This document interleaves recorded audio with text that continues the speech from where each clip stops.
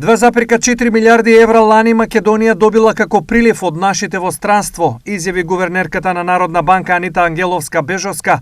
За Ангеловска-Бежовска, приливот ќе помогне да се компензира се подлабокиот трговски дефицит што го има Македонија со странство поради увозот на скапи енергенси, чија цена во последно време многу се зголеми. Движењата во надворешниот сектор се исклучително значени за Народната банка со оглед на нашата монетарна стратегија на одржување стабилен девизен курс на денарот.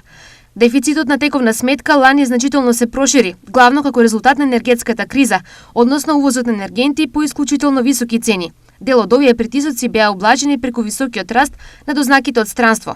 Дознаките кои што беа значително погодени во период на пандемијата во изминатиот период растеа со високи стапки на раст од 30 до 40%, со што во 2022 година достигнаат 2,4 милиарди евра, што е историски највисоко ниво.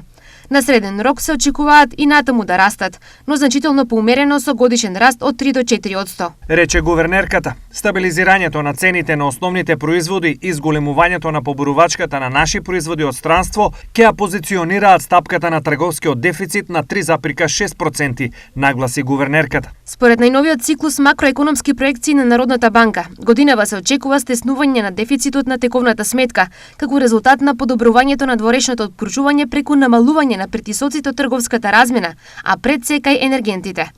Финансиските прилеви и понатаму би биле солидни и би го покривале дефицитот на тековната сметка, но истовремено ќе бидат доволни и за зголемување на девизните резерви.